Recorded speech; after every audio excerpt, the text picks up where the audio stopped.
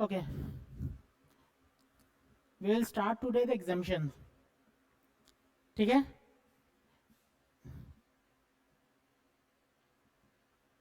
Exemptions, ये sheet दे दिया था मैंने ऑलरेडी, ये ऑलरेडी शीट दे दिया ना मैंने। सर नहीं सर, वो था आरसीएम वाला मिला है सर। नहीं, ये शीट ऑलरेडी दे दिया मैंने, मुझे याद आ रहा है। एक बार आप देख लेना, मैं तो फिर वापस से शेयर कर दूंगा। ठीक है,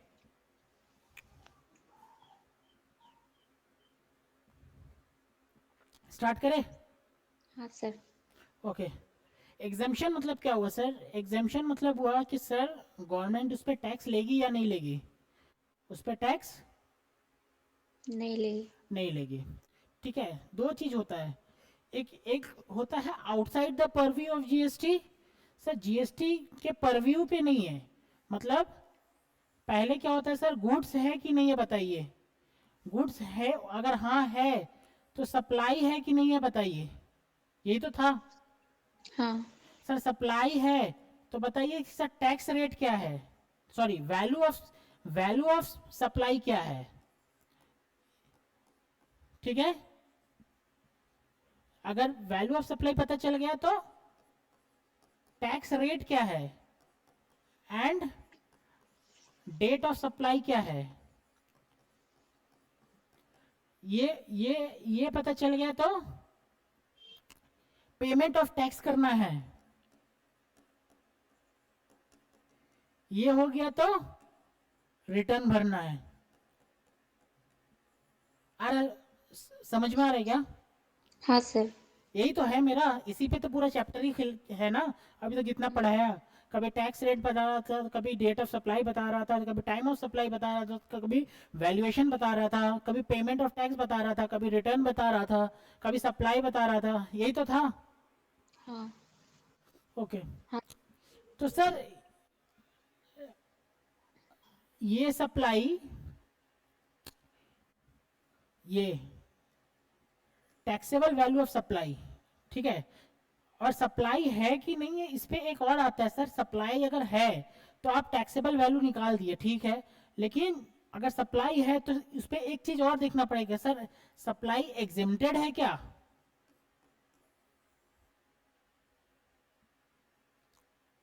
हाँ सर, सप्लाई एग्जेम्प्टेड है क्या, अगर हाँ एग्जेम्प्टेड है तो कुछ नहीं देखना है, डायरेक्ट रिटर्न फाइल करना है। क्लियर है? हाँ सर। सर एग्जेम्प्टेड कैसे पता चलेगा सर? एग्जेम्प्टेड एक चीज का कवर है, समझ लो कवर, ये है और उसके ऊपर गवर्नमेंट ने कवर डाल दिया है, इसके ऊपर गवर्नमेंट ने कवर डाल दिया। क्या कवर सर? एग्जेम्पशन का कवर, नोटिफिकेशन इशू किया है और नोटिफिकेशन इशू करके उस पर एक कवर डाल दिया है। सर ये कवर हटा सकती है क्या government? Answer is yes, notification withdraw कर देगी गवर्नमेंट तो इससे कवर हट जाएगा, और ये जो ये है ना, ये फिर टैक्सेबल हो जाएगा। क्लियर है? हाँ सर। ये चीज समझ में सर, ये मैंने क्या समझा सर, एग्जेम्पशन एक कवर है जिस पर गवर्नमेंट टैक्स लेना चाहती है लेकिन अभी तो नहीं ले रही है। कैसे नहीं ले रही है सर? एक नोटिफिकेशन इशू कर दी है कि सर ये जो सर्विस है या ये जो गुड्स है उस पर हम टैक्स नहीं लेंगे। ठीक है, ये गुड्स और सर्विस पे हम लोग टैक्स नहीं लेंगे। सर फ्यूचर में ले सकते हैं क्या? हाँ फ्यूचर में ले सकते हैं। मेरा मन, मैंने एग्जाम्शन नोटिफिकेशन विड्रॉ कर दिया, बोल दिया कि 1 तारीख से, 1 जुलाई से, 1 अगस्त से या कोई भी डेट से, ठीक है, ये नोटिफिकेशन अब वैलिड नहीं है। नोटिफिकेशन वैलिड नहीं है तो इसका मतलब ये कवर हट गया, इसके बाद ये सर्विस या गुड्स टैक्सेबल हो जाएगा। This is the exemption.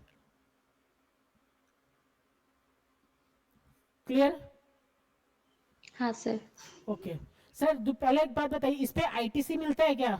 मेरा एक गुड्स है वो एग्जेम्प्ट है, मैं सेल करता हूं तो उस पर वो एग्जेम्प्ट है, मतलब 1 लाख का सेल किया उस पर कोई जीएसटी नहीं लगेगा, इनवॉइस का टोटल अमाउंट 1 लाख ही रहेगा। अब बताइए, ये 1 लाख गुड्स खरीदने पे मेरा अगर आईटीसी, मेरा अगर आईटीसी 50,000, सोचो 5,000 लगा है, तो क्या मैं आईटीसी लूंगा, अवेल करूंगा? सर एग्जाम के केस पे आईटीसी नहीं मिलेगा नहीं सर। मिलता। Very good. एग्जेम्प्ट के केस में नहीं मिलता, नॉन जीएसटी सप्लाई के केस में नहीं मिलता, पर्सनल पर्पस के केस में नहीं मिलता। ठीक है। हाँ तो सर। तो ओनली किसके केस में मिलता है? पहला बात बिजनेस पर्पस होना चाहिए, दूसरा बात टैक्सेबल गुड्स के अगेंस्ट में होना चाहिए, टैक्सेबल गुड्स या टैक्सेबल सर्विस के अगेंस्ट में होना चाहिए, और या फिर zero zero rated export, zero rated goods और जीरो रेटेड सप्लाई के अंदर के अगेंस्ट में मेरा आईटीसी होना चाहिए, तो ही आईटीसी मिलेगा, एल्स नहीं मिलेगा। क्लियर है? हाँ सर। तो बात है कि सर क्या क्या सर्विस है इसका, इसके लिए थोड़ा देखना पड़ेगा क्या क्या सर्विस है, चैप्टर इसी के ऊपर है। Notification, power to exempt, by way of notification, एक नोटिफिकेशन इशू कर दिया, आइदर ऑब्सोल्युटली और subject to some condition as may be specified, या तो बोल दिया कि ये सर्विस पूरा ही एग्जाम्प्ट है, या फिर बोल दिया ये सर्विस एग्जाम्प्ट है प्रायर टू सर्टेन कंडीशन। अगर ये सब कंडीशन सेटिस्फाई हो गया तो एग्जाम्प्ट है। ठीक है। हाँ सर। गुड्स और सर्विस स्पेसिफाइड इन डिस्क्रिप्शन, ठीक है। या फिर exempt from paying tax under the special circumstances, special exceptional nature to be stated in order in public interest, public interest के लिए वो एग्जाम्प्ट करके छोड़ दिए in view of public interest. Clear है? हाँ सर। ओके, पढ़ते हैं। सबसे पहले देखिए साहब, मैंने लिस्ट बनाया है, आपके बुक कॉपी बुक में लिस्ट होगा, बुक है ना आपके पास सेक्शन 11 हाँ का, सर। उस पे हाँ लिस्ट सर। होगा, उस पे लिस्ट होगा। मैंने सबको ब्लॉक वाइज कर दिया है, ठीक है। लेकिन मैं बगल में लिख दूंगा क्या क्या मेरा कौन कौन सा एंट्री नंबर है। सर एग्जाम में एंट्री नंबर लिखना पड़ता है क्या? आंसर इज नो, एग्जाम में कोई एंट्री नंबर नहीं लिखना पड़ेगा। इससे डायरेक्ट क्वेश्चन भी नहीं आएगा। सर आपको गुड्स दे देगा, आपको क्या क्वेश्चन देगा? क्वेश्चन देगा service of accounting 50,000, service of religious ceremony से 70,000। अब बताओ tax rate 18%, find the tax amount. तो मेरा टैक्सेबल वैल्यू क्या हो जाएगा? टोटल टैक्सेबल वैल्यू क्या हो जाएगा? आंसर इज 50,000, क्योंकि मैंने अभी पढ़ा है, मैं अभी पढ़ूंगा कि ये वाला क्या होता है, एग्जेम्प्ट, इस पे टैक्स नहीं लगेगा। तो 50,000 का 18%, आंसर इज 9,000। क्लियर है? क्वेश्चन कैसे आएगा? हाँ सर। तो आपको ये याद रखना पड़ेगा थोड़ा कि सर एग्जेम्प्ट कौन कौन सा केस में एग्जेम्प्ट है। मैंने अभी बता दिया रिलीजियस एक्टिविटी एग्जेम्प्ट है, क्यों? मैं अभी रिलीजियस एक्टिविटी पढ़ाने जा रहा हूँ, ठीक है। लेकिन आपको बैक ऑफ द माइंड याद रखना पड़ेगा, ठीक है। आगे बढ़ते हैं। देखिए सर, ये है एंट्री नंबर 1, खोलिए एंट्री नंबर 1 खोलिए।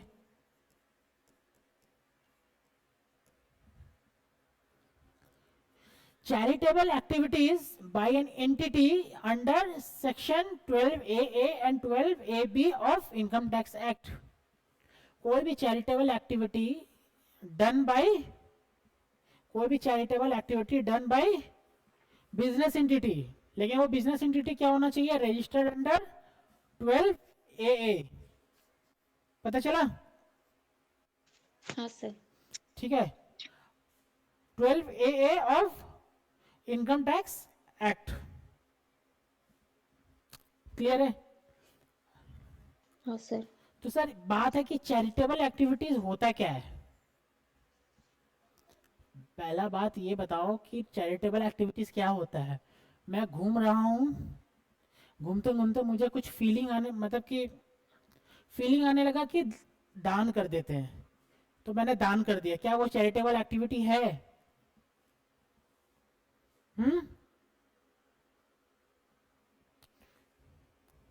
आंसर इज चैरिटेबल एक्टिविटी है। Answer is yes. लेकिन मुझे एग्जेम्पशन लेने के लिए क्या करना पड़ेगा? अब खुद को रजिस्टर्ड करना पड़ेगा 12AA और 12BB में, 12AA और 12AB में ऑफ इनकम टैक्स एक्ट। तो ही वो मानेंगे तो चैरिटेबल एक्टिविटी है, लेकिन एग्जेम्पशन कब मिलेगा? जब रजिस्टर्ड रहेंगे तब। क्लियर है? हाँ सर। ओके, एक बार आप बुक खोलिए, बुक में क्या लिखा हुआ है? सर्विस बाय एन एंटिटी, दिख रहा है आपको बुक में? हाँ sir. Service by an entity register registered under section 12A or 12AB of Income Tax Act 1961 by way of charitable activities. Charitable activities means relating to number one public health, है कि नहीं? हाँ charitable activities तो पता होना चाहिए ना sir. कुछ भी कोई भी चैरिटेबल एक्टिविटीज नहीं होने से एग्जेम्पशन नहीं मिलेगा। क्या क्या है देख लीजिए। Public health,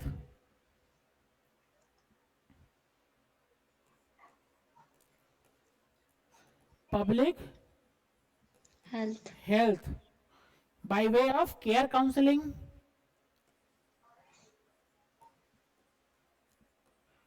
number one care counselling, दिख रहा है ना?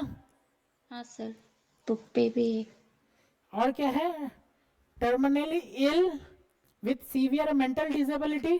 अरे इल हो सकता है ना टर्मिनली। अरे उसको देखे क्या आपने? तेरे नाम का राधे,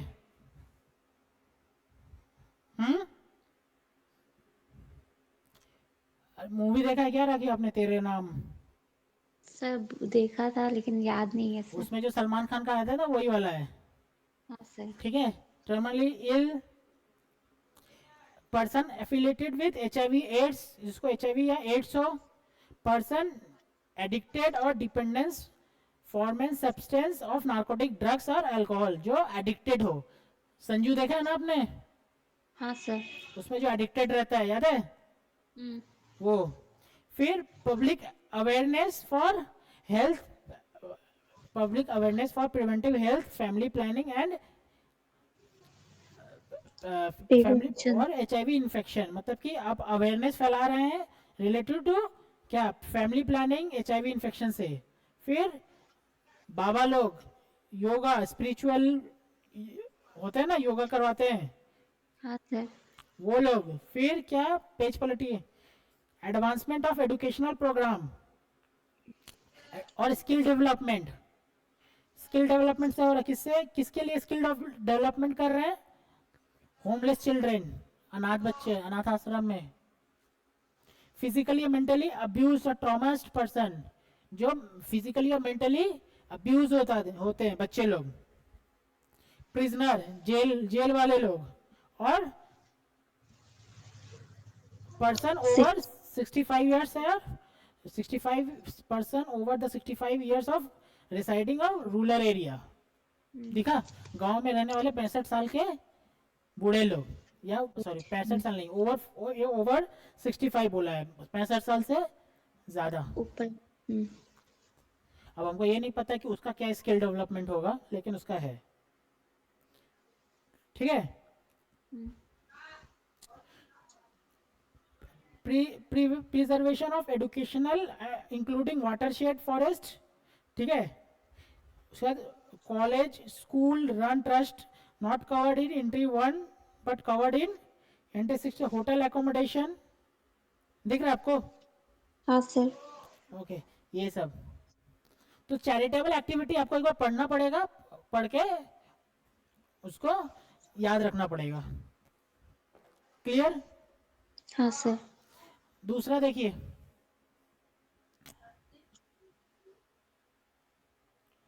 एंट्री नंबर 13। आप बगल में, ताकि आपके पास अगर वो नहीं है ना तो आप लिख लेना, नहीं तो बाद में ढूंढना पड़ेगा कि कौन सा एंट्री का बात कर रहे हैं। पहले एंट्री नंबर 12 लिखा, फिर एंट्री नंबर 1 लिखा, फिर 13 लिखा। दिखा आपको? हाँ सर। आपका जो बुक है ना आपके पास नहीं है, तो यहाँ पे चैरिटेबल सर एंड रिलीजियस ऐसे लिख के ऊपर लिख दीजिएगा एंट्री नंबर 1, एंट्री नंबर 13, ऐसे ऐसे करके मैंने पढ़ाया था। हाँ। क्लियर है? हाँ sir. Okay. Service by way of conduct a religious ceremony, religious ceremony conduct करवा रहे हैं। Renting of preside of religious place meant for general public owned and managed by institution registered under 12 AAB of the Income Tax Act। मतलब कि पहले बता आपने religious पूजा वूजा करवाया, वो एग्जेम्प्ट है। आपने कुछ रिलीजियस प्लेस ऑफ का रेंटिंग दिया है, दिख रहा है आपको? हाँ सर। लेकिन किसको दिया? जनरल पब्लिक को, ठीक है।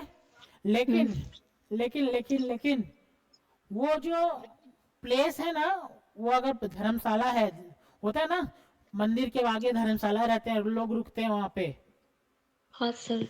वो धर्मशाला का रूम रेंट 1000 से ज्यादा नहीं होना चाहिए। मतलब कितना होना चाहिए? कम से कम 9999, सॉरी 999। क्लियर है? हाँ सर। 1000 रुपया हुआ तो एग्जाम्पशन खत्म। इसको आप ऐसे भी बोल दो, बोल सकते हैं ना? क्लियर है? मतलब रूम सर रेंट 1000 हाँ 1000 से कम, मतलब कम होना चाहिए। 1000 से कम होना चाहिए, ठीक है। हाँ सर। फिर रूम रेंट तो 1000 से कम होना चाहिए। अगर कोई प्रेमाइसिस पूरा का पूरा कम्युनिटी हॉल दे दिया, होता है ना कि बड़े हाँ बड़े आपका ये मंदिर के बगल में एक कम्युनिटी हॉल रहता है, शादी वादी होती है, हाँ। सामूहिक विवाह लोग यहीं पे होता है ना, हम्म, वो वो कम्युनिटी हॉल का पर डे का रेंट 10,000 से कम होना चाहिए। मतलब क्या होना चाहिए? 9,999। 9 फैक्टर, इसको क्या बोलते हैं? 9 फैक्टर। क्लियर है? क्लियर है? हाँ सर। अगर मंदिर के आगे में आपने शॉप रेंट दिया है, मंदिर के आगे में आपने शॉप रेंट दिया है, तो शॉप रेंट का दाम, वो रेंट जो होता है ना शॉप का, वो तो पर मंथ के हिसाब से होता है ना, हाँ सर। और वो आपका 10,000 से कम होना चाहिए। मतलब क्या होना चाहिए? 9,999, ये होना चाहिए। तो समझ में आ रहा है? हाँ सर। क्लियर है? हाँ। ठीक है। सर्विस बाय स्पेसिफाइड ऑर्गेनाइजेशन, क्या सर्विस दे रहा है? हाँ, क्या सर्विस दे रहा है? हज यात्रा करा रहा है या कैलाश मानसरोवर मानसरोवर करवा रहा है, दिख रहा है? हाँ सर। कोई अगर ये सब सर्विस दे रहा है, कौन दे रहा है? स्पेसिफिक कोई बहुत कोई ऑर्गेनाइजेशन है जो ये सब सर्विस दे रहा है, हज यात्रा करवा रहा है, मानसरोवर करा रहा है, तो वो सर्विस जो दे रहा है वो एग्जेम्प्ट है। क्लियर है? सर बुक पे तो ये 13 नंबर पे दिया नहीं सर। क्या? सर ये 13 का एंट्री है ना, ये भी। एंट्री 13 नहीं है? नहीं नहीं, ये नहीं बोला, मतलब जो रेंटिंग वाला पोर्शन से वो तो है, मतलब ये कहाँ पे है जो आपने भी बोला ना, ये कैलाश वाला। ओ, ये एंट्री 60 है।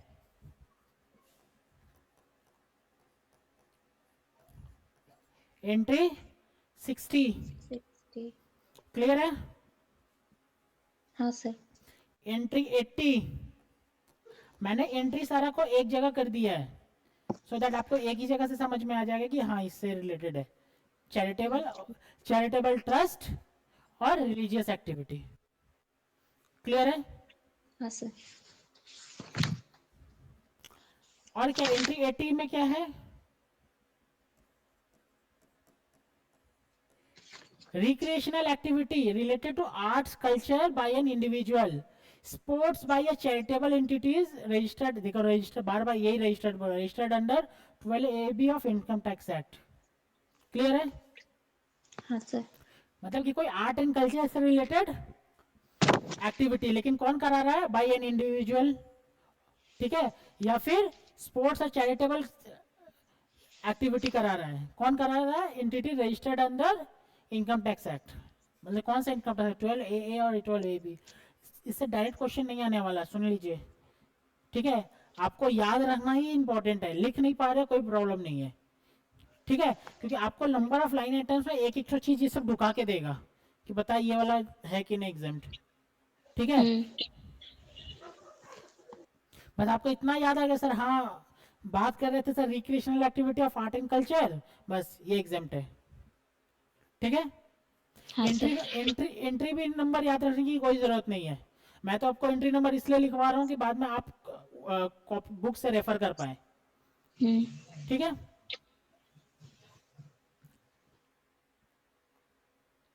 खत्म. Agriculture related service,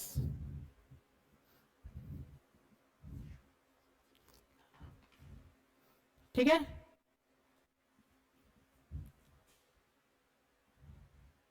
entry number 21, sorry 24, entry number 24A, entry number 24B, entry number 54, sorry 55A, entry number 55 और एंट्री नंबर 54. नोट किया आपने? हाँ सर। एग्रीकल्चर रिलेटेड सर्विस क्या बोल रहा है सर? एग्रीकल्चर रिलेटेड सर्विस बोल रहा है कोई भी loading, unloading, packing, storage, warehouse of rice, rice का सारा रिलेटेड, राइस से सारा रिलेटेड कोई भी लोडिंग, अनलोडिंग, पैकिंग और वेयर हाउसिंग रहेगा तो वो एग्जेम्प्ट है. क्लियर है? हाँ सर। ठीक है. Warehousing of minor forest produce, minor forest produce से रिलेटेड कोई भी वेयर हाउसिंग रहेगा तो वो एग्जाम्पल. सर अब मेरा फील आएगा कि सर माइनर फॉरेस्ट प्रोड्यूस क्या होता है. सर उतना याद रखने की जरूरत नहीं है. माइनर मतलब छोटे छोटे फॉरेस्ट से निकले हुए क्रॉप्स, ठीक है, हाँ। छोटे छोटे क्रॉप्स, उससे वेयर हाउसिंग आएगा तो वो एग्जाम्प्ट है. सर आपको एग्जाम में ये नहीं बोलेगा कि बताओ ईख रखा है तो है कि नहीं एग्जाम्पल, ऐसे नहीं बोलेगा. आपसे अगर ये सब पूछेगा ना तो बोलेगा ही कि warehousing of minor, warehousing of minor forest produce, यही लिखा ही रहेगा. तो आपको यही जज करना है कि एग्जाम्प्ट है क्या. क्लियर है? हाँ sir. Okay. Service by way of storage, warehousing of cereals, pulses, fruits and vegetable. समझ में आ रहा है? ये तो इजी है ना. हाँ। ठीक है. Artificial insemination of live stock other than horses, ठीक है. Carrying out intermediary production of process as a job work in relation to cultivation, plant and rearing of animal except horses for food, fiber, fuel, raw material, other similar product related to agriculture produce. समझ में आ रहा है क्या? Intermediate production, ठीक है. Process as job worker होता है ना कि सुनो धान काट के लाए, धान काट के राइस बनाना पड़ेगा ना. हाँ सर। तो राइस बनाने के लिए किसी को दे दिए हैं, ठीक है. हम नहीं बनाते, हम, मेरा काम है सिर्फ धान काट के लेके आना. जॉब वर्कर को दे दिया, वो जॉब वर्कर राइस निकाल के हमको देगा तो वो उससे रिलेटेड भी आपका सर्विस एग्जेम्प्ट है. या फिर कोई रियरिंग ऑफ एनिमल, एनिमल को पालने से रिलेटेड कोई सर्विस, लेकिन वो एनिमल हॉर्स नहीं होना चाहिए, ठीक है, वो भी एग्जेम्प्ट है। क्लियर है? हाँ और देखिए service relating to cultivation of plant rearing animal, कोई प्लांट से रिलेटेड एनिमल से related, for food fibre fuel ऊपर में लिखा था ना, अदर और अदर सिमिलर प्रोडक्ट और agriculture by way of agricultural operation directly in related to production of any agriculture produce including cultivation harvesting and threshing planting plant protection और testing। समझ में आ रहा है ना? हाँ सर। ठीक है। सप्लाई ऑफ फार्म लेबर, मैंने फार्म लेबर दिया है किसी को, ठीक है।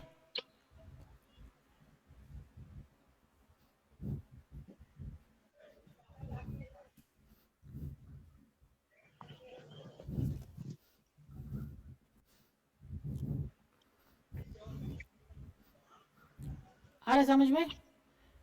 हाँ sir. Process carry out at an agricultural farm including tending, pruning, etc. and such like operation which do not alter the essential agricultural produce but only to marketable or primary। ठीक है। कुछ ऐसा जो धान मतलब कि कुछ सब्जी बोया उसको तोड़ दे, कुछ ऐसा अलग से उसको पैकिंग कर दे, ये सब रिलेटेड रहेगा तो सारा का सारा एग्जेम्प्ट। लेकिन एग्रीकल्चरल फार्म से रिलेटेड, ठीक है। आपने टमाटर बोया और उसका केचप बना के बेच रहे हैं तो वो नहीं चलेगा। इसमें लिखा है make it only marketable which do not alter the essential characteristic of agriculture produce but make it only marketable for primary market। Clear है? हाँ सर। ठीक है। रेंटिंग और लीजिंग एग्रो मशीनरीज और वैकेंट लैंड विथ और without structure incidental to its use. कोई vacant land दे दिया है रेंट पे या फिर मशीनरी दिया है एग्रो मशीनरी तो भी कोई ये सर्विस एग्जेम्प्ट है। Loading unloading packing storage of warehouse agriculture produce etcetera. Clear है? हाँ sir. Service related to extension service, कोई एग्रीकल्चर से ही एक्सटेंशन सर्विस दिया है। Service by any agriculture produce marketing committee है, ठीक है। एग्रीकल्चर प्रोड्यूस मार्केटिंग कमेटी जो एक ऐसी कमेटी है जो मार्केटिंग करती है एग्रीकल्चर प्रोड्यूस का, और बोर्ड है, और service provided bye commission agent for sale और परचेस ऑफ एग्रीकल्चर प्रोड्यूस। मैंने किसी को कमीशन के बेस पे रखा हुआ है, ठीक है। तो वो जो सर्विस दे रहा है मुझे कमीशन सर्विस, वो भी एग्जेम्प्ट है, लेकिन वो एक सारा का सारा एग्रीकल्चर प्रोड्यूस से होना पड़ेगा, उससे रिलेटेड। क्लियर हाँ है? सर। हाँ। अरे हाल समझ में रखी। हाँ सर, मतलब ये थोड़ा एक बार गो थ्रू करना पड़ेगा सर। क्या सर इसको वापस से एक बार रीड करना पड़ेगा। वापस से रिकैप करना पड़ेगा, इसमें याद रखने का चीज है सब, हाँ ठीक सर। है। यहाँ वहाँ पे एग्रीकल्चर सर्विस खत्म। एडुकेशन सर्विस, पढ़ाई से रिलेटेड शिक्षा। एंट्री 66 देखा आपको? हाँ sir. Okay. Service by an educational institute, service कौन दे रहा है? Educational institute. मतलब क्या? कोचिंग ट्यूशन नहीं, स्कूल्स, ठीक है। To its students faculty and staff. दिख रहा है ना? हाँ। मतलब अरे स्कूल फीस में जीएसटी नहीं लगती ना? हाँ सर। वही बोल रहा है। फैकल्टी को भी कुछ दे रहा है तो उस पर जीएसटी नहीं लगती है। Bye way of conducting entrance exam against the consideration in form of entrance fee. School entrance exam करा रही है, एंट्रेंस फी लेके, उस पर भी जीएसटी नहीं लगेगी। नहीं लगेगा। हाँ हाँ वही सर, जीएसटी नहीं लगेगा। हाँ। Service to an educational institute by way of, क्या क्या सर्विस है? Transportation of students, school facility and staff, दिख रहा है ना? हाँ सर। मतलब कि स्कूल बस चला रही है जिसपे स्कूल के बच्चे को लेके आ रही है, लेके जा रही है, वो सब पे जीएसटी नहीं है। Catering including mid day meal करवा रही है, किसके स्कीम से? Sponsored by central government, state government और यूटी के sponsored mid day meal. Security service दे रही है, क्लीनिंग सर्विस दे रही है, हाउसकीपिंग सर्विस दे रही है, परफॉर्म इन सच एजुकेशनल, मतलब कोई भी ऑर्गेनाइजेशन सिक्योरिटी सर्विस दे रहा है किसको? स्कूल को। क्लीनिंग सर्विस दे रहा है किसको? स्कूल को। हाउसकीपिंग सर्विस दे रहा है किसको? स्कूल को। तो वो एग्जेम्प्ट सर्विस है, ठीक है? हाँ sir.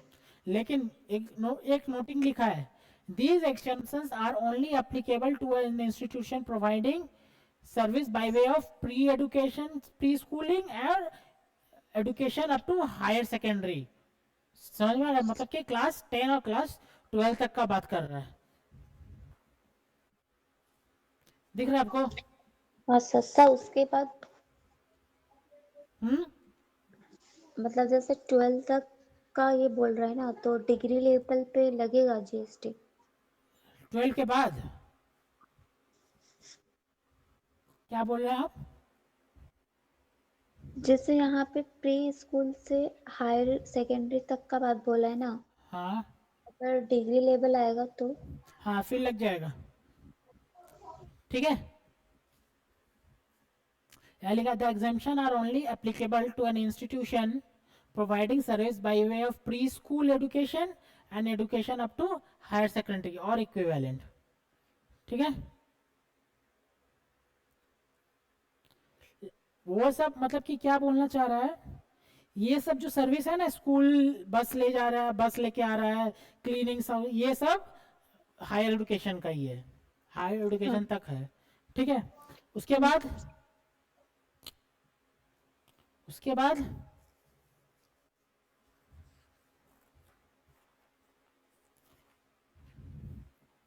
Service related to admission or conducting exam by such educational institution, supply of online education journal, periodic journal, the exemption of only is applicable to institution providing service by way of education as a part of curriculum or obtaining qualification recognized by any law time being, ठीक है?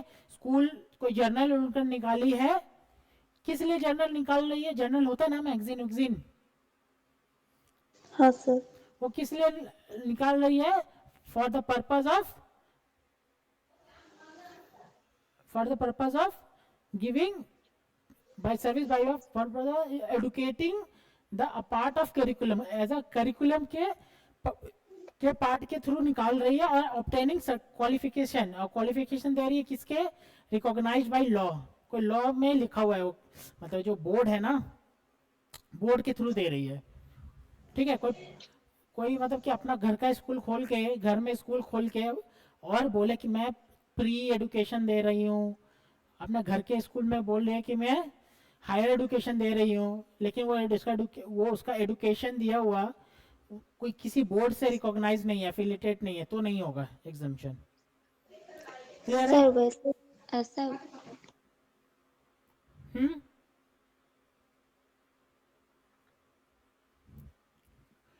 Health care service, sir suppose कुछ पूछना है क्या? Online.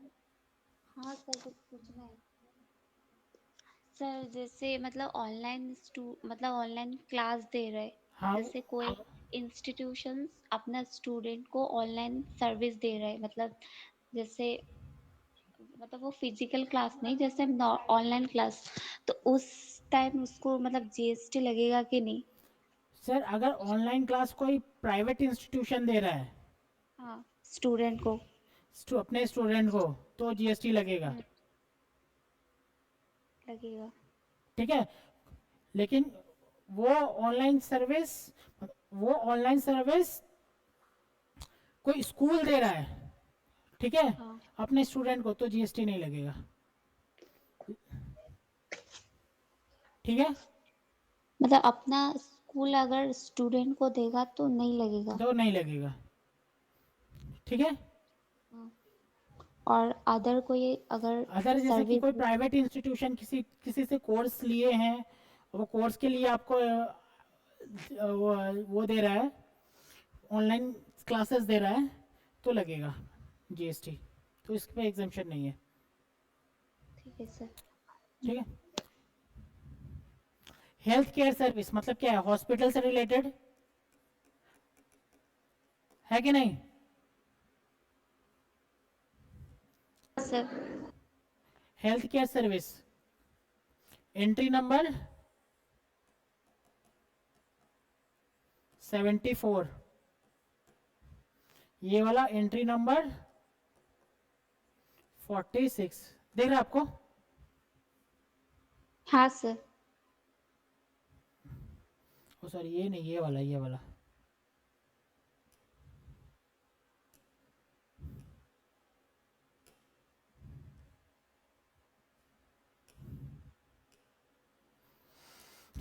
Okay, health care service by a clinical establishment, ठीक है, और authorised medical practitioner मतलब डॉक्टर, क्लिनिकल एस्टेब्लिशमेंट मतलब क्या, हॉस्पिटल, पैरामेडिक्स, पैरामेडिक्स भी होते हैं ना, वो लोग, हाँ।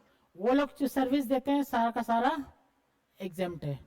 हाइवर लेकिन बोला है कि अगर हॉस्पिटल में भर्ती है और रूम, ठीक है, रूम प्रोवाइड कर रहा है कौन, हॉस्पिटल, अदर देन आईसीयू और सीसीयू, ठीक है, अदर देन आईसीयू और सीसीयू, और वो चार्जेस रूम का चार्जेस 5,000 पर डे से ज्यादा है, तो वो जीएसटी उस पे लगेगा।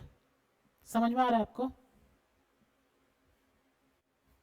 हाँ सर। सर ये नॉर्मल केस में ना, जैसे ये आईसीयू वगैरह के केस पे नहीं। फिर से बोलिए। सर जी ये 5,000 से ज्यादा होगा तो जब जीएसटी लगेगा, ये हाँ नॉर्मल मतलब केस। कि सर आपका रूम रेंट है, हाँ। आपका रूम रेंट है 6,000, तो उस पर पूरा का पूरा जीएसटी लगेगा 18%। क्लियर है? हाँ। आपका हाँ। रूम रेंट है, ठीक है, 4,000, तो उस पर कोई जीएसटी नहीं लगेगा। आपका रूम रेंट है 5,000, तो उस पर कोई जीएसटी नहीं लगेगा। आपका रूम रेंट है 5,010, तो इसका 18% लगेगा। अब समझ में आ रहा है? हाँ सर। ये मतलब आईसीयू वाला नहीं है, ये जनरल नॉर्मल। हाँ, ये आईसीयू, आईसीयू सर को छोड़ के रखा है, हाँ ये मतलब कोई जनरल आईसीयू वाला। में भर्ती है तो उसका नहीं लगेगा। हाँ। अरे होता है ना, जनरल वार्ड में रहता है, तो वही। ठीक है, जो जनरल वार्ड में रहते हैं उनका बात कर रहे हैं। हाँ। ठीक है, आईसीयू, सीसीयू कोई कार्डियक अटैक से रिलेटेड रहता है, आईसीसीयू, ठीक है, इसको न्यूरोलॉजिस्ट के पास रहता है, न्यूरो नेटल इंटेंसिव केयर, क्या क्या नाम है मुझे भी पता नहीं, मैं भी थोड़ी ना हेल्थ केयर स्पेशलिस्ट हूँ, ठीक है, लेकिन नाम है ये सब। ठीक है, हाँ सर। हम्म। ओके, ये लिख दिया एंट्री नंबर। हाँ सर। ओके, दूसरा, service by a veterinary clinic, veterinary clinic मतलब जानवरों का डॉक्टर, वो अगर कोई सर्विस दे रहा है तो एग्जाम्प्ट है। क्लियर? हाँ सर। इसके लिए तो, इसके लिए तो रूम नहीं रखेगा ना, ठीक है, हम्म। लेकिन अगर किसी कोई बड़ा हॉस्पिटल आ गया, रूम भी रख रहा है, कुत्तों के लिए रूम रखा है, डॉग्स के लिए रूम रखा है, आईसीयू, जनरल वार्ड, तो क्या एग्जाम्पशन मिलेगा क्या? हम्म, सर नहीं मिलेगा। नहीं मिलेगा, ठीक है, क्योंकि हम्म। सर जो लिखा है उसी पे एग्जाम्पशन मिलेगा, जो नहीं हम्म। लिखा है उस पे एग्जाम्पशन नहीं मिलने वाला। क्लियर है? तो सर अगर जो लिखा है, अगर बोला है आपको कि इस पे एग्जाम्पशन मिलेगा, तो आपके माइंड में, बैक ऑफ द माइंड में कुछ चल रहा है कि सर वो क्या किया है, वो हॉस्पिटल क्या किया ना, भगवान का पूजा करने के लिए एक जगह बना दिया है। ठीक है, कि किसी को कोई अगर आईसीयू में है तो भगवान ये पूजा करेगा और 1,000 रुपया देगा उस जगह का, होता है ना। हाँ सर। तो वो सब चीज में सर उस पे मिलेगा कि नहीं, उस पे एग्जाम्पशन मिलेगा कि नहीं, आंसर इज नहीं मिलेगा, क्योंकि लिखा नहीं है। क्लियर है? हाँ। ओके, ये छूट गया था। जो एम्बुलेंस होता है ना, एम्बुलेंस आती है, हाँ सर। वो भी एग्जाम्प्ट है। सेंट। ठीक है, transportation of passenger in an ambulance by a person other than specified above, तो एग्जाम्प्ट है। ठीक है, हाँ सर।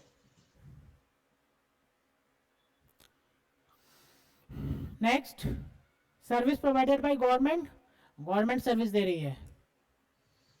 ठीक है, entry number 4 and entry number 5। Clear है? हाँ sir. Service provided by government, इतना याद रखना नहीं है, बाकी खाली आप याद रखना गवर्नमेंट से सर्विस मिल रहा है, गवर्नमेंट अथॉरिटी से सर्विस मिल रहा है by way of any activity in relation to functional or interested to municipal panchayat under article 243W और 243G of constitution। बस ये याद रखना है कि आर्टिकल जो सर्विस मिल रहा है वो आर्टिकल 243W और 243G में होना पड़ेगा। सर कौन कौन सा सर्विस है ये नहीं पता, इसको याद रखने की जरूरत भी नहीं है, आपको एग्जाम में दे देगा कि ये 243G में है। Clear? Service by central government, state government, UT, local authority excluding. Service दे रहा है, कौन दे रहा है? सेंट्रल गवर्नमेंट दे रहा है, यूटी दे रहा है और लोकल अथॉरिटी दे रहा है। लेकिन वो सर्विस क्या सर्विस दे रहा है? एक्सक्लूडिंग, क्या सर्विस छोड़ के? डिपार्टमेंट ऑफ पोस्ट, ये एंट्री नंबर 6 है, निकालिए बुक, निकालिए एंट्री नंबर 6। बुक से मैच करवाते रहो जो हम पढ़ा रहे हैं वो। आप लोग के बुक में बहुत सारा ऑब्सोलेट चीज रखा हुआ है, तो आप मेरे से मैच करवाओगे तो आपको पता चलेगा कि हाँ इसको काट देना है। और जो जो एंट्री मैंने लिखवा दिया उस पर टिक करते रहिए कि ये हो गया, ये हो गया, क्योंकि आपके बुक में हो सकता है ज्यादा एंट्री हो और मैं यहाँ पे कम एंट्री करवा रहा हूँ, तो जो डिफरेंस है ना वो एप्लीकेबल नहीं है, या तो वो हट गया है, वो मतलब वो आज के डेट में वो एग्जाम्पशन अब नहीं है, तो वो उसको नहीं पढ़ना है। ठीक है सर। ठीक है, हाँ सर। एंट्री नंबर 6 क्या लिखा आपके बुक में? डिपार्टमेंट ऑफ पोस्ट, और ये लिखा है क्या? मिनिस्ट्री ऑफ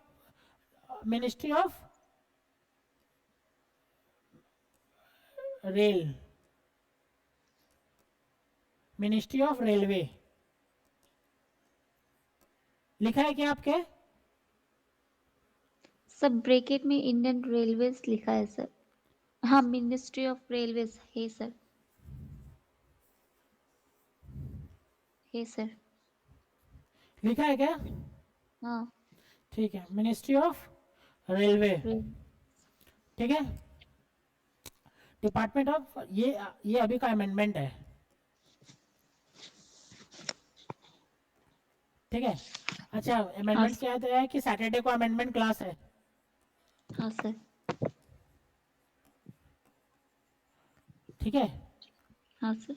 टाइमिंग उस दिन बोल दिया जाएगा कितने बजे से है, मोस्ट प्रोबेबली 4 to 6 होगा। ठीक है, ठीक है, हाँ, टाइमिंग उस दिन कंफर्म हो जाएगा।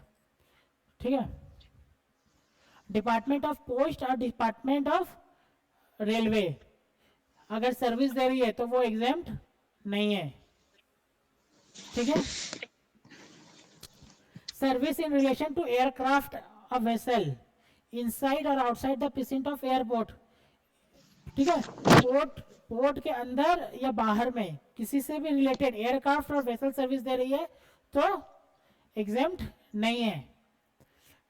ट्रांसपोर्टेशन ऑफ गुड्स पैसेंजर्स, कोई भी सेंट्रल या state government transportation of goods या ट्रांसपोर्टेशन जो पैसेंजर से रिलेटेड कोई सर्विस दे रही है तो वो एग्जाम्प्ट नहीं है। नहीं। Any service other than specified above provided to a business entity. अगर बिजनेस एंटिटी को कोई भी ये ए से सी तक क्या है, ए से सी इज अ स्पेसिफाइड सर्विस, दिख रहा है आपको? सर बाद में भी बोलूंगा स्पेसिफाइड सर्विस। स्पेसिफाइड सर्विस कौन सा है सर? डिपार्टमेंट ऑफ पोस्ट और डिपार्टमेंट ऑफ रेलवे, एयरक्राफ्ट और वेसल, और transportation of goods and passenger.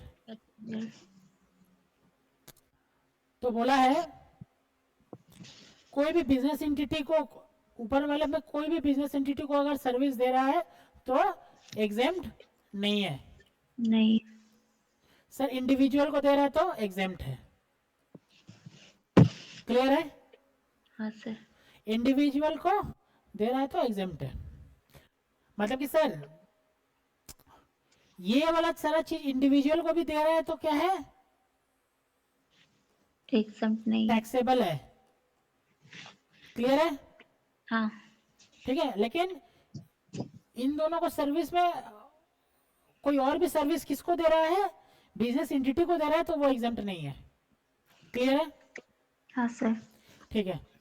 Service by way of department of post, service कौन दे रहा है? Department of post, by way of post card, inland, letter book post, letter book post और ordinary post. ठीक है, लेकिन होता है ना कि बुक पोस्ट करे और पोस्ट कार्ड डाले, कौन सर्विस दे रहा है? डिपार्टमेंट ऑफ पोस्ट सर्विस दे रहा है, तो वो नॉर्मली एग्जेम्प्ट है। ठीक है, लेकिन वो एग्जेम्प्ट कब होगा? जब वो उसका इन्वेलप का वेट अगर 10 ग्राम से कम होगा तो। क्लियर है?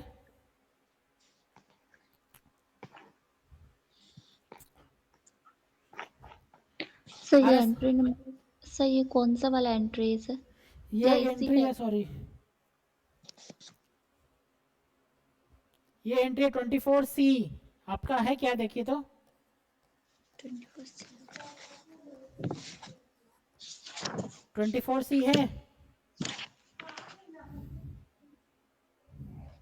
24C नहीं है सर। नहीं है ना, ये अमेंडमेंट्स है।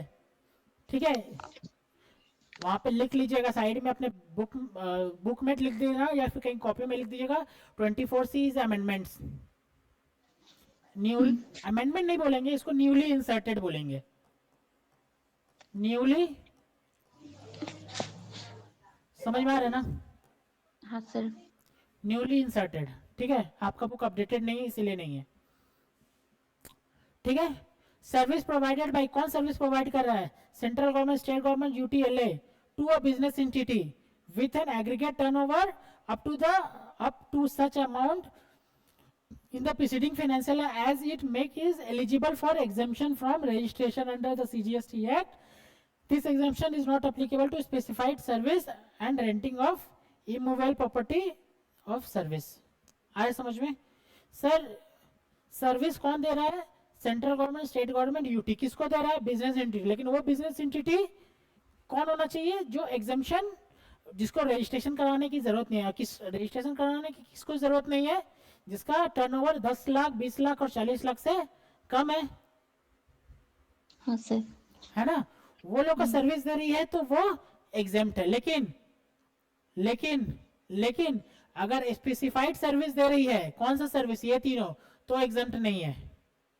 अगर रेंटिंग ऑफ इमूवेबल प्रॉपर्टी का सर्विस दे रही है तो एग्जेम्प्ट नहीं है। क्लियर? हाँ सर। ओके।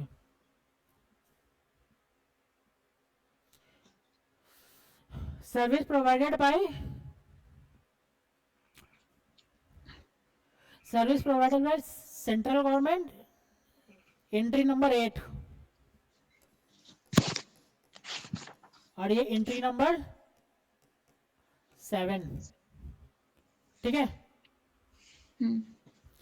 सर्विस प्रोवाइडेड, कौन सर्विस प्रोवाइड कर रहा है? Central government, state government, LA to किसी और central government, state government, LA को। ठीक है, तो सारा का सारा एग्जेम्प्ट है, लेकिन स्पेसिफाइड सर्विस एग्जेम्प्ट नहीं है। आ रहा समझ में? हाँ सर। आ रहा समझ में? राखी? हाँ सर। हाँ सर। ठीक है, और पढ़िए, service provided by central government, state government और state government, entry number 9।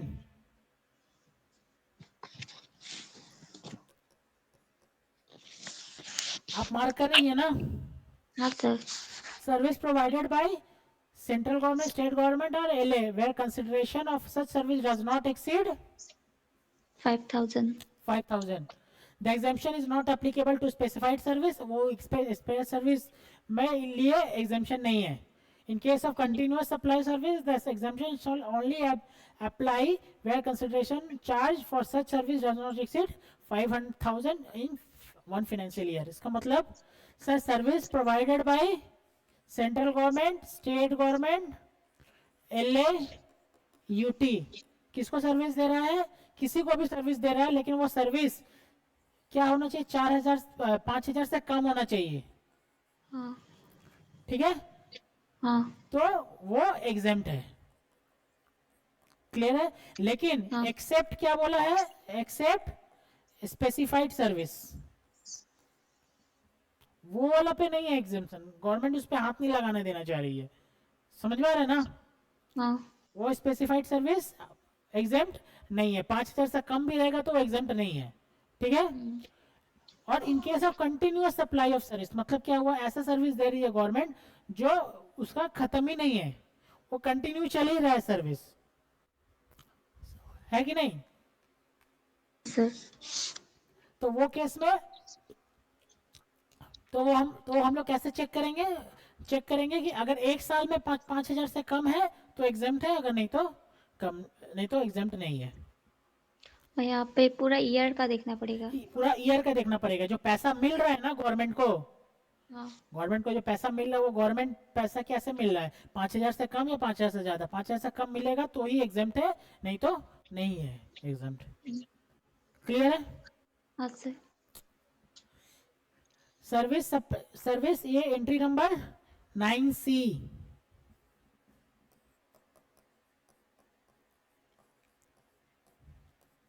Service supplied by government entity to government entity, मतलब क्या होता है सर? गवर्नमेंट ऑर्गेनाइजेशन है कि नहीं? जैसे कि IOCL, NTPC, ऑयल, ONGC, ये सब है ना? हाँ। वो गवर्नमेंट ऑर्गेनाइजेशन किसको सर्विस दे रहा है? Central government, state government, UT, LA, any person specified by ये government against consideration receive from government in the form of grant. आ रहा समझ में? हाँ सर। मतलब क्या हुआ सर? PSU या गवर्नमेंट एंटिटी कुछ भी हो, सर्विस दे रहा है किसको? गवर्नमेंट को, या फिर एनी पर्सन को सर्विस दे रहा है, और गवर्नमेंट इसको क्या कर रही है? ग्रांट दे रही है। होता है ना? हाँ। तो ये दोनों के बीच में सर्विस एग्जेम्प्ट हो जाएगी। क्लियर है? हाँ सर। ओके। और देखिए इसके बाद एंट्री 9D,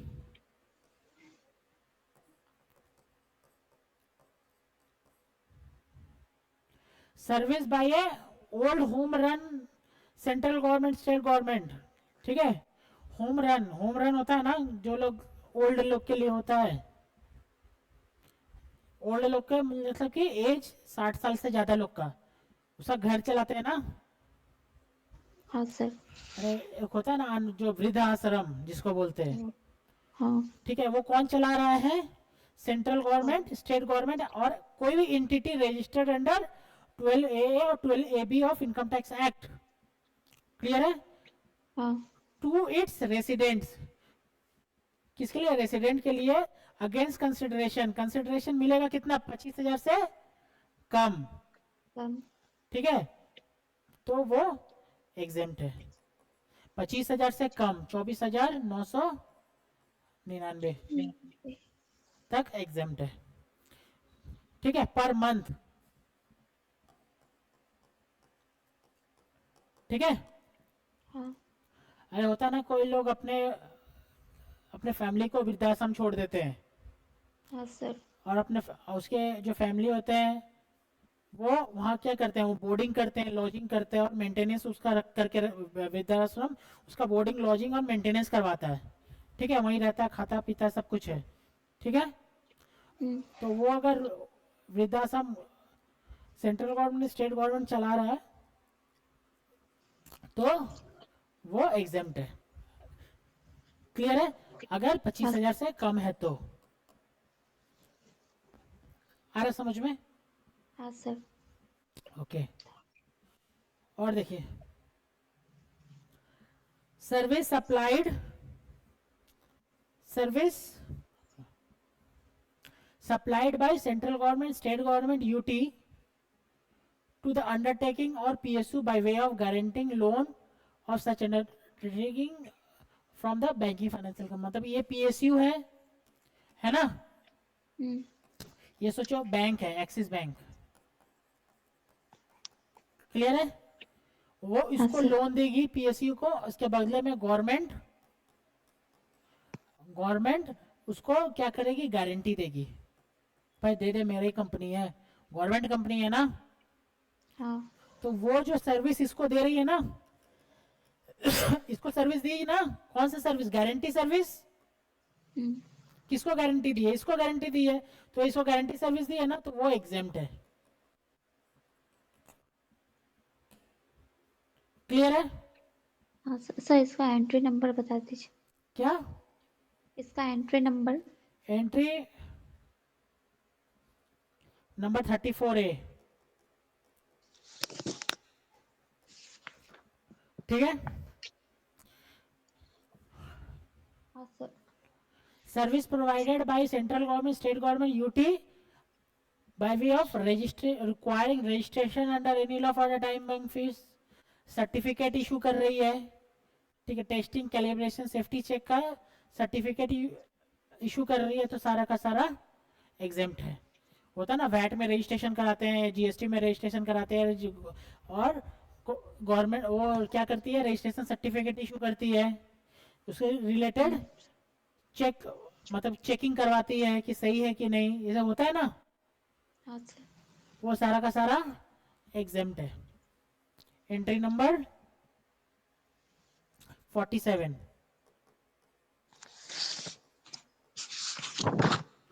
क्लियर है? आ रहा समझ में? हाँ सर।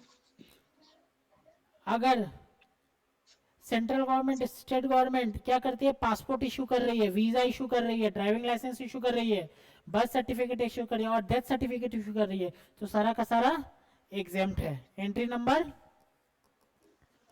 61, क्लियर है? हाँ सर। अगर सेंट्रल गवर्नमेंट, स्टेट गवर्नमेंट कोई भी टॉलरिंग और नॉन परफॉर्मिंग कॉन्ट्रैक्ट कोई भी, जैसे होता है ना कि गवर्नमेंट कोई ऐसा कॉन्ट्रैक्ट किसी के संग बना रही है कि अगर वो कॉन्ट्रैक्ट फेल हुआ, ब्रीच ऑफ कॉन्ट्रैक्ट हुआ, तो गवर्नमेंट को पैसा देना पड़ेगा, ठीक है, होता है ना। तो उस केस में जो पैसा देना पड़ता है ना, वो एग्जेम्प्ट है। एंट्री नंबर 63 है। राखी समझ में आ रहा है क्या? हाँ सर। 63। एंट्री नंबर 63, 62, 2 है सर, वही। 62, क्लियर है? हाँ। Service provided by central government, state government by the way of assignment, right to use of natural resource, ठीक है, to an individual farmer or cultivation of plant and rearing life of form of animal। मैंने government ने क्या किया है, forest they दिया है कि लो फॉरेस्ट ले लो, उस पे गाय बकरी चराना या फिर कल्टीवेशन करना, प्लांट करना, ठीक है, तो वो सारा का सारा एग्जेम्प्ट है, लेकिन वो हॉर्स नहीं होना चाहिए। हाँ। देखा आपको? ठीक है, हाँ सर। Entry number 63, 3। ठीक है। एंट्री हाँ नंबर 65, एंट्री नंबर 65 बी। आप टिक करते रहना, जो जो आपका टिक हो गया है मतलब कि आपने पढ़ लिया है और वही एग्जाम में आएगा। जो टिक नहीं हो गया है, नहीं हुआ है, इसका मतलब क्या होगा कि सर वो एग्जाम में अब नहीं आएगा क्योंकि एंट्री डिलीट हो गया है, तो उसको नहीं पढ़ना है। ठीक है सर। ठीक है। हाँ sir. Entry number 65, service provided by central government, state government और UT by way of deputing officer, है ना। ऑफिसर को डिप्यूट करता है ऑफिस आवर्स में या हॉलीडे में, ठीक है, वो सारा का सारा एग्जेम्प्ट है। सेंट। क्लियर है।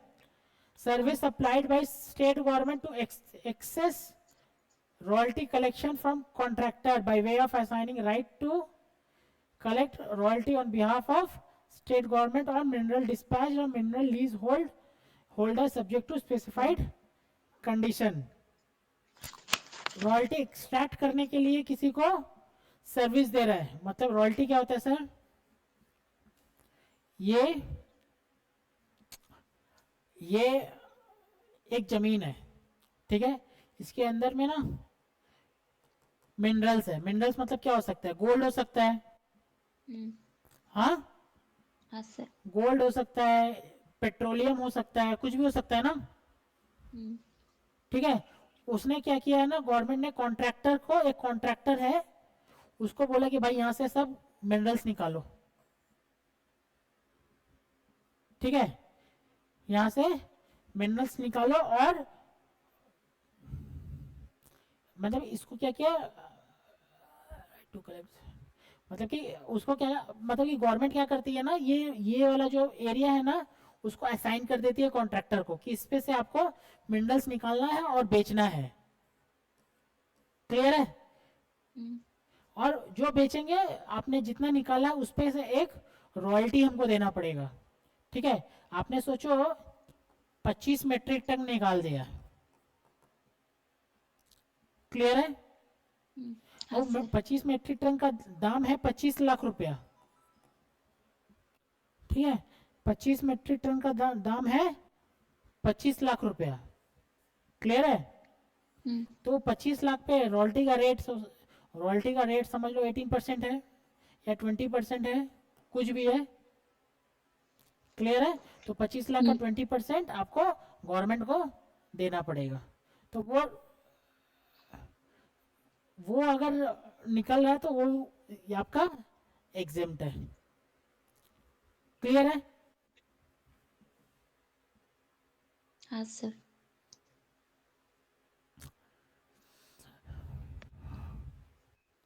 कंस्ट्रक्शन सर्विस,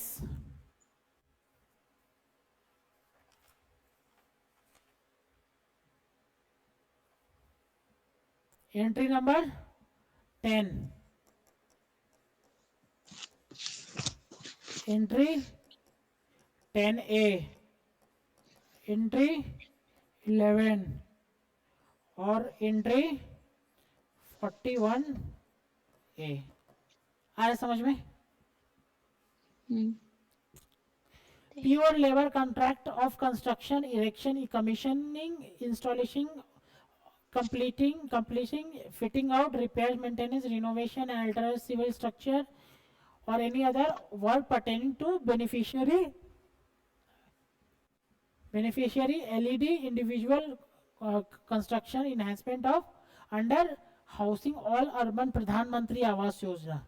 आपने कोई भी सर्विस किया, किससे रिलेटेड, आपका इमूवेबल प्रॉपर्टी होता है ना, मतलब कि इमूवेबल प्रॉपर्टी से रिलेटेड कोई सर्विस किया है, मतलब घर को खड़ा किया है, कमीशन डिजाइन किया है, या फिर कंप्लीट किया है, रिपेयर्स किया है, मेंटेनेंस किया है, रिनोवेशन किया है, ठीक है। लेकिन ये सारा घर आप ये सब चीज कर रहे हैं, वो सब प्रधानमंत्री आवास योजना के अंडर में, तो सारा का सारा एग्जेम्प्ट है, ठीक है। मतलब कि नॉर्मली आप कॉन्ट्रैक्टर हैं और किसी को घर बेचने के लिए कर रहे हैं ना तो वो एग्जेम्प्ट नहीं है, लेकिन वही अगर आप गवर्नमेंट का स्कीम के अंडर में कर रहे हैं तो वो एग्जेम्प्ट है। ठीक है। हाँ sir. Service supplied by electricity distribution utilities by way of construction, commission, installing infrastructure, distribution network up to tube well of farmer agricultural for agricultural use. Electricity distribution कर रहा है किसके, कहाँ पे कर रहे हैं, एग्रीकल्चरिस्ट के पास, फॉर एग्रीकल्चरल यूज के लिए। ठीक है।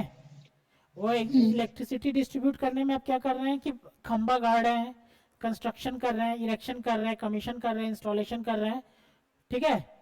वो सारा का सारा एग्जाम्प्ट है, लेकिन वो इलेक्ट्रिसिटी किसके पास जाना चाहिए, एग्रीकल्चरल के पास जाना चाहिए और वो एग्रीकल्चरल यूज करेगा। ठीक है। हाँ सर।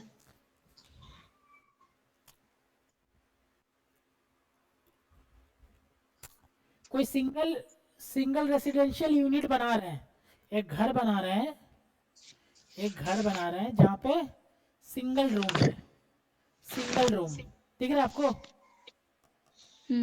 हाँ सर। सिंगल रूम है तो आपका वो घर बनाने का सर्विस एग्जेम्प्ट है। Single residential unit. ठीक है। लेकिन हाँ, अगर आप यहाँ पे देख लो, आपने कॉम्प्लेक्स बना दिया, ठीक है, कॉम्प्लेक्स बना दिया और बोला सिंगल रूम बेचना है मुझे, तो वो सब रेसिडेंशियल कॉम्प्लेक्स में एप्लीकेबिलिटी नहीं है इस एग्जेम्पशन का, पूरा का पूरा टैक्सेबल। हाँ सर। ठीक है। फिर ये वाला क्या था, एंट्री नंबर 41A।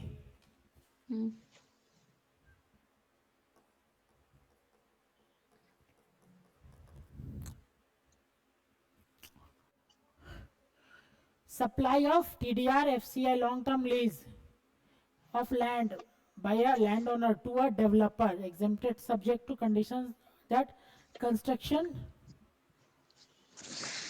अच्छा, मैंने आपको बताया था ना कि अगर मेरा घर है, अगर कंप्लीशन सर्टिफिकेट मिल गया है फिर उसको बेचेंगे तो एग्जेम्प्ट है। हाँ सर। हाँ वही है। ठीक है। फिर एंट्री नंबर 15।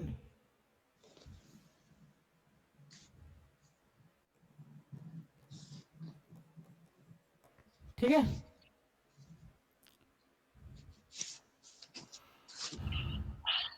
आ रहे समझ में? हाँ सर। आपने इकोनॉमी क्लास का फ्लाइट लिया, लेकिन आप यहाँ पे कोलकाता है और यहाँ आसाम है, आपने फ्लाइट लिया यहाँ से यहाँ तक, वो क्या है, एग्जेम्प्ट। आपने फ्लाइट लिया यहाँ से यहाँ तक मुंबई, तो क्या है, टैक्सेबल। क्लियर है। फ्लाइट लिया यहाँ से यहाँ तक कहाँ, अरुणाचल प्रदेश, तो क्या है, एग्जेम्प्ट है। सब फ्लाइट लिया यहाँ से यहाँ तक मुंबई, क्या है, एग्जेम्प्ट है। क्लियर है। तो आपने ये सब जगह से फ्लाइट लिया या फिर यहाँ जाना है या यहाँ से आना है, कौन कौन जगह, अरुणाचल प्रदेश, आसाम, मणिपुर, मेघालय, मिजोरम, नागालैंड, सिक्किम, त्रिपुरा और बागडोगरा। ठीक है। ये सब जगह से फ्लाइट लिया है कहीं जाने के लिए, या फिर ये सब जगह में फ्लाइट लेके आ रहे हैं, तो वो फ्लाइट का जो सर्विस है ना वो एग्जेम्प्ट है। ठीक है। हाँ सर। नॉन कंडीशन स्लीपर होता है ना, स्लीपर और जनरल ट्रेन में, हाँ। वो सब एग्जेम्प्ट है। ठीक है। Non conditional contract of carriage, अच्छा यहाँ पे नहीं दिया क्या,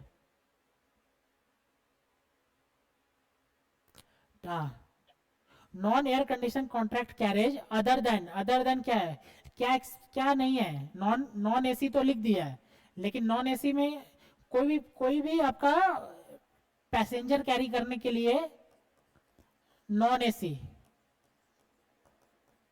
तो वो एग्जेम्प्ट है। समझ में आ रहा है? हाँ सर। लेकिन मतलब कि ट्रेन जा रहे हैं, ट्रेन में स्लीपर क्लास, जनरल क्लास सारा एग्जेम्प्ट है। ठीक है, लेकिन रेडियो टैक्सी रहेगा, ठीक है, तो वो एग्जेम्प्ट नहीं है। लेकिन रेडियो टैक्सी भी रहेगा, लेकिन वो टूरिज्म के लिए है, कंडक्टर टूर और चार्टर और हायर, ठीक है, तो एग्जेम्प्ट है। मेरे नॉर्मल टैक्सी जो घूम रहा है ना यहाँ पे, वो एग्जेम्प्ट नहीं है। लेकिन वो नॉर्मल जो टैक्सी है, वो अगर टूरिज्म करा रहा है सिर्फ, तो वो एग्जेम्प्ट है। ठीक है। हाँ sir.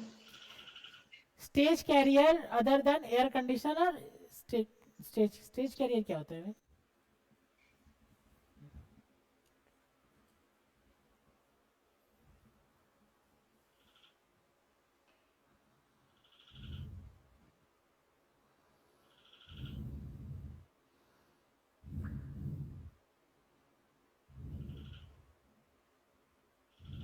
Okay okay, stage carrier क्या होता है?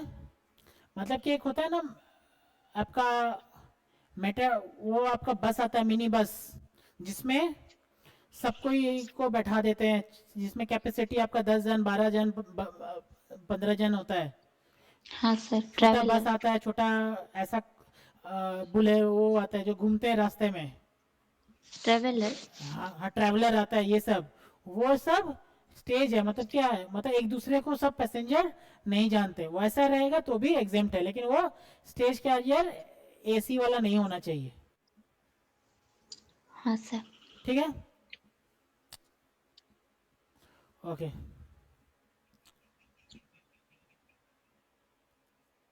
Next, entry 16,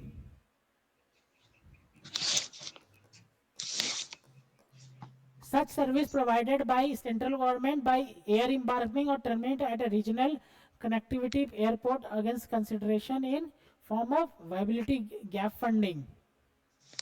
The exemption shall apply till expiry of period 3 year from the date of commencement of operation, airport notified by central civil aviation. मतलब क्या है, आपने आपको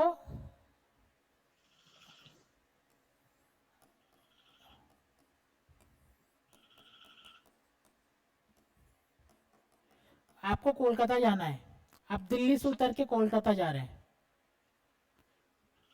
ठीक है, एक कनेक्टिविटी होता है ना फ्लाइट में, हाँ सर। वो कनेक्टिविटी के लिए ये ये वाला जो एयरपोर्ट अथॉरिटी को जो सर्विस दे रहा है ना, वो एग्जाम्प्ट है।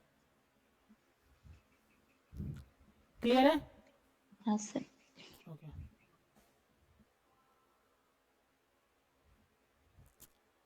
Next, entry 17,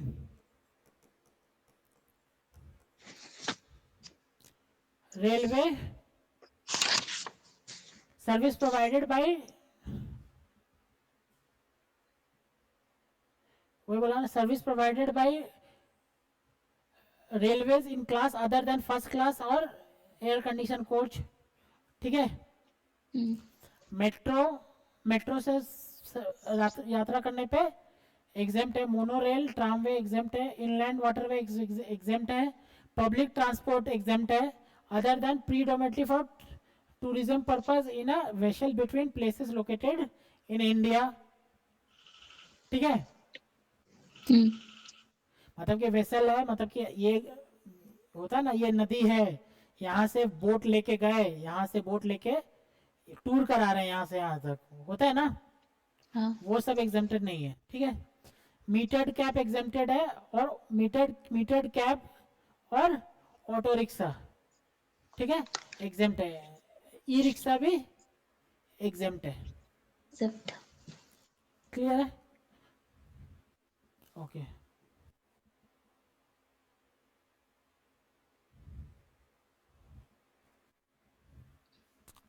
goods transportation service, अच्छा ये वाला तो हम लोग मैंने बता दिया था ना आरसीएम में। हाँ सर।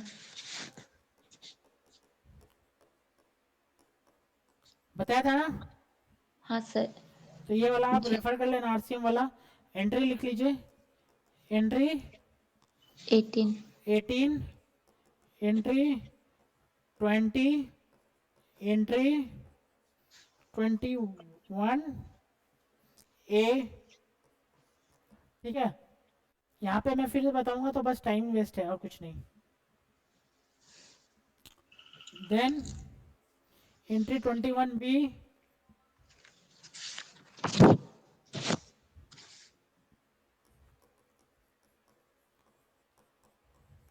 दिख रहा है आपको? हाँ। Okay, next banking and financial service, entry 27। Banking और फाइनेंशियल सर्विस दे रहा है, मतलब बैंक लोन दे रहा है, बैंक इंटरेस्ट दे रहा है, ठीक है, तो सारा का सारा एग्जाम्प्ट है। क्लियर है? हम्म। मतलब बैंक जो लोन दे रहा है ना, 40 लाख सोचिए, 50 लाख का लोन दिया, लोन पे जीएसटी लगा के नहीं देगा, एग्जाम्प्ट है। ओके, लेकिन क्रेडिट कार्ड से रिलेटेड कोई सर्विस दे रहा है तो वो एग्जाम्प्ट नहीं है। ठीक है, जैसे क्रेडिट कार्ड में बैंक चार्ज काटता है ना, हाँ सर। तो वो एग्जाम्प्ट नहीं है। इंटर और sale purchase of foreign currency amongst bank और authorise dealer of foreign exchange amongst bank of such, मतलब क्या हुआ sir, bank foreign currency exchange कर रहा है, मतलब बैंक है,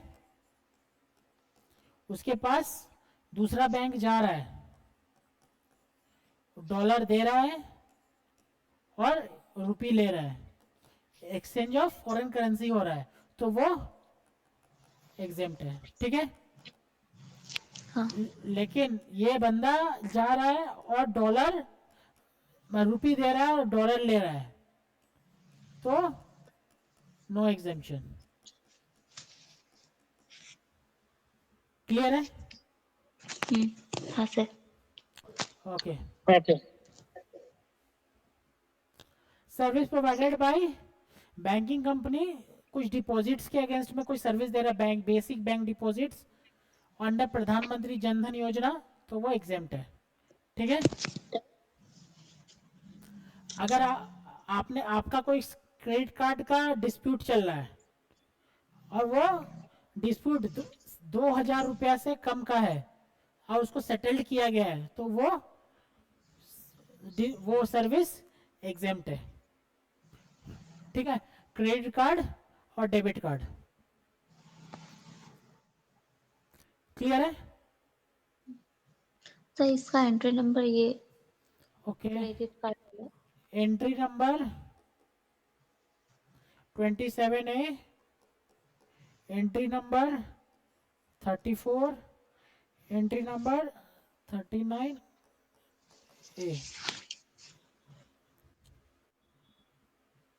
क्लियर है? हाँ sir. Then service by an intermediary or financial service located multi-service SEZ with international service.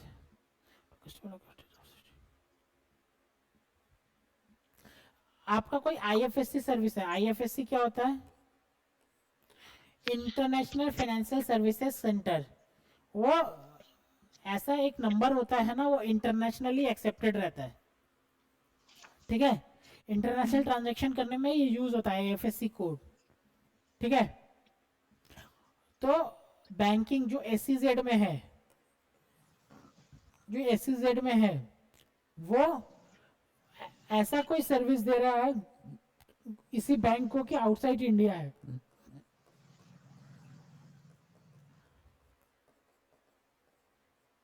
तो वो एग्जेम्प्ट है। क्लियर है? ठीक है, आज रखते हैं हम लोग यहीं तक। हाँ सर। ठीक है, हाँ सर।